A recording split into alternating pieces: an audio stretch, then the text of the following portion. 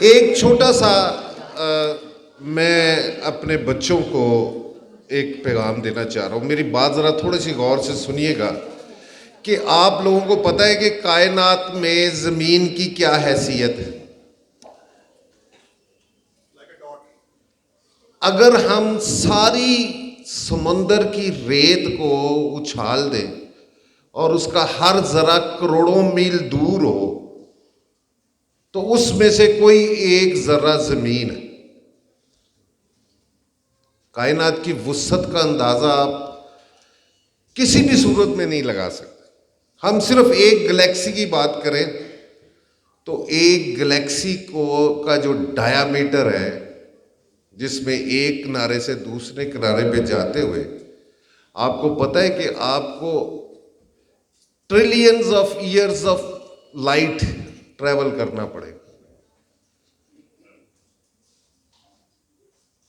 اور اللہ تعالیٰ جب کہتا ہے نا سبع سماوات، 7 آسمانیں اور 7 زمینیں جب اس نے پیدا کی ہیں، تو یہ اب ابھی ایک گلیکسی کی بات کر رہے ہیں اور ایک آسمان میں ان گنت گلیکسیز ہیں، انفینٹی کی گلیکسیز ہیں، پتہ ہی نہیں ہے کتنی ہیں. اور ابھی یہ ایک آسمان کی بات ہو رہی ہے اور ٹوٹل کتنی گلیکسیز ہوں گی اور اس کے بعد 7 آسمان. پھر اللہ تعالیٰ کیا فرماتا ہے؟ وسع کرسیہ السماوات والارض، کہ اس کی کرسی نے سمایا ہوا ہے زمین آسمان کو.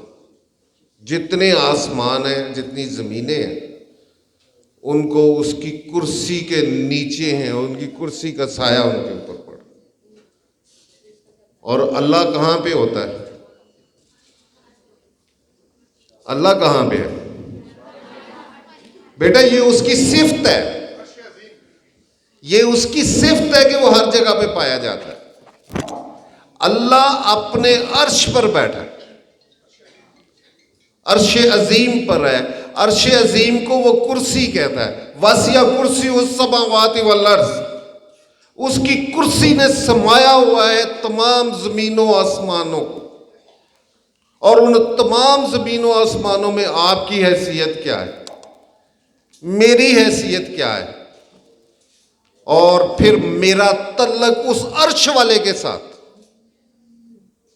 کہاں اس کی عظمت اور کہاں میری اہمیت. تو پھر آپ اس کو کیا کہتے ہیں؟ وہ کیا کہتا ہے؟ اللہ اکبر. دس از اللہ اکبر.